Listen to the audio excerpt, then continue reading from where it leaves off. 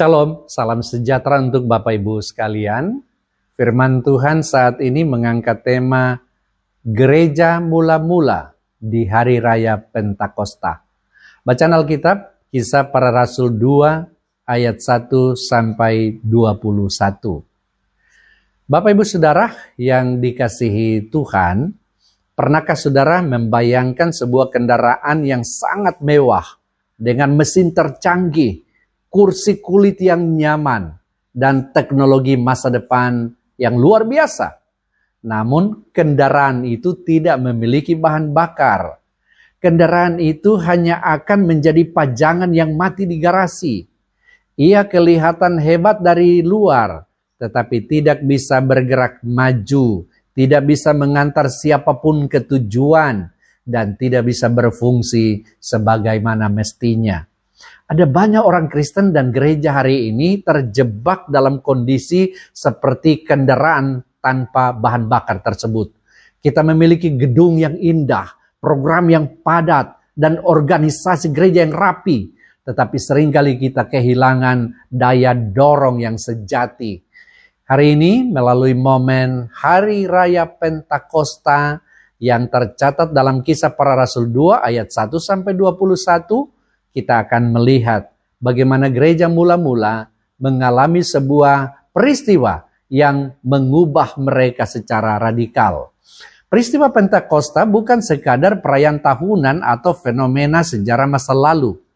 Pentakosta adalah momen di mana bahan bakar surgawi yaitu Roh Kudus dicurahkan untuk menggerakkan, mengubah, dan mempersatukan gereja Tuhan agar mampu bersaksi bagi dunia. Poin pertama yang harus kita pahami adalah ketaatan dalam penantian. Kisah Para Rasul 2 ayat yang pertama.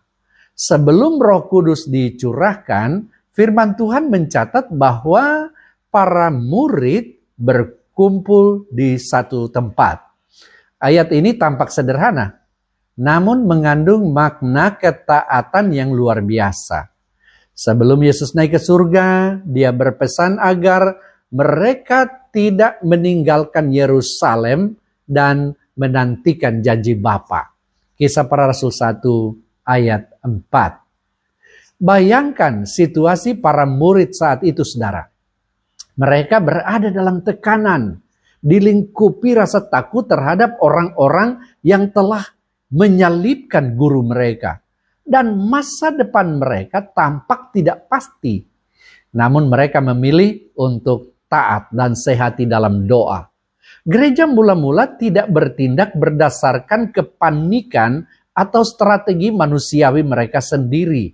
Mereka bertindak berdasarkan ketaatan untuk menanti waktu Tuhan.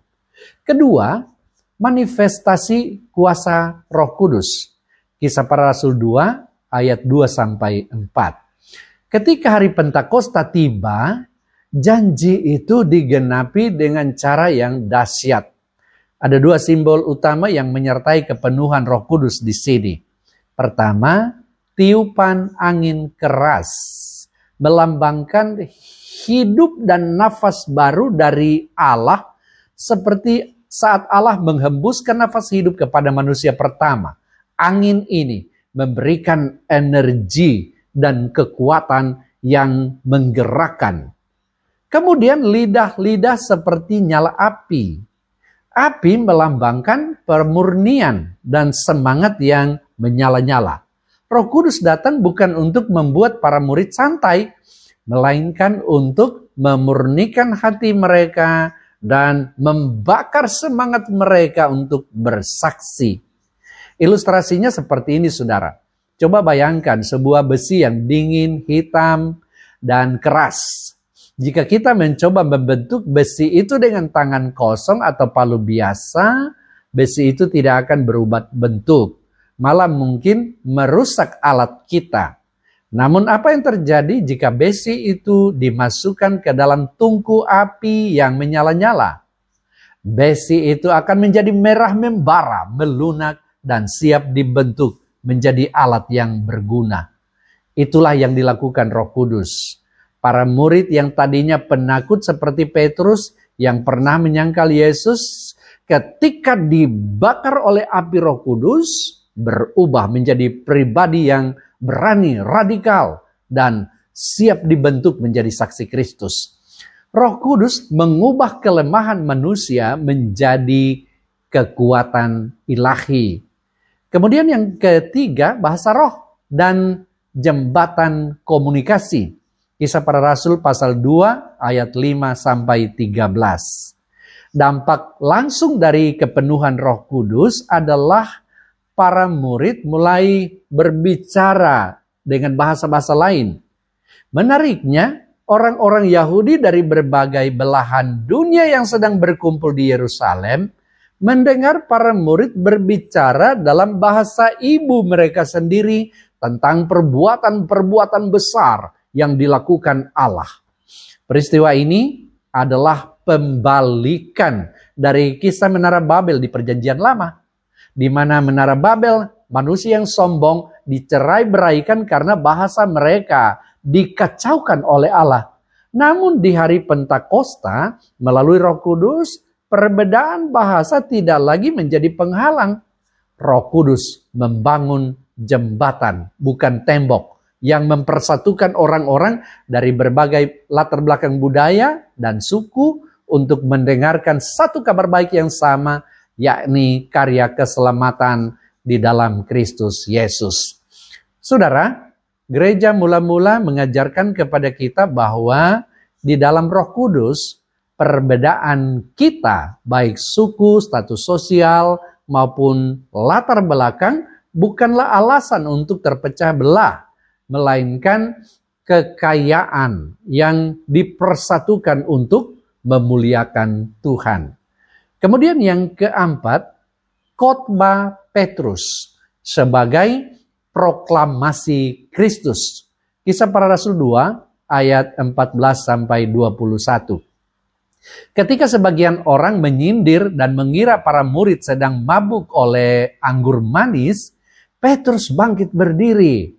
Ini adalah momen transformasi yang luar biasa.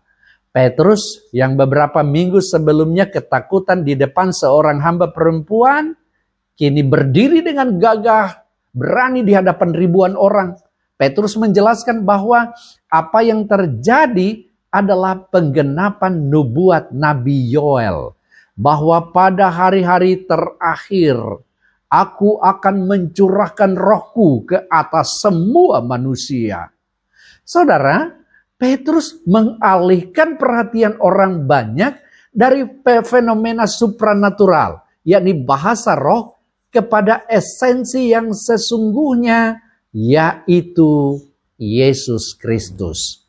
Puncak dari khotbah Petrus di bagian ini ada pada ayat 21. Dan barang siapa yang berseru kepada nama Tuhan akan diselamatkan.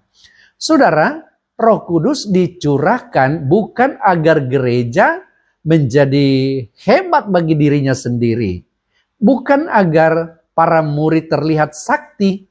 Roh Kudus dicurahkan dengan satu tujuan utama. Agar dunia tahu bahwa ada keselamatan di dalam nama Yesus.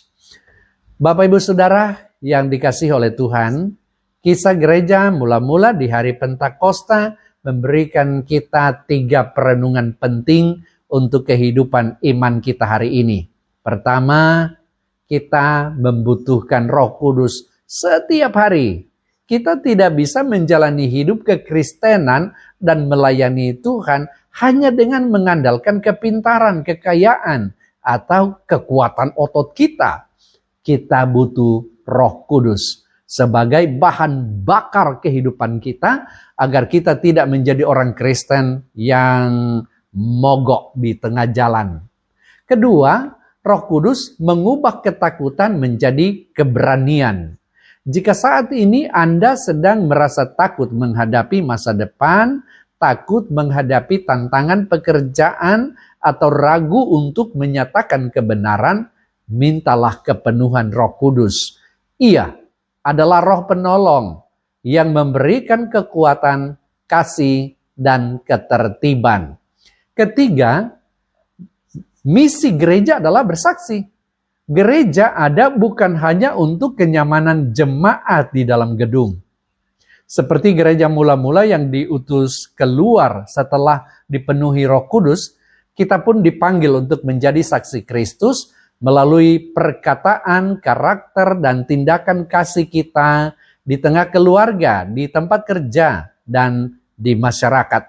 Mari kita buka hati kita, menundukkan keegoan kita, dan mengizinkan Roh Kudus berkarya secara penuh dalam hidup kita. Jadilah gereja yang bergerak, berdampak, dan mempersatukan demi kemuliaan nama Tuhan. Tuhan Yesus memberkati kita semua. Amin.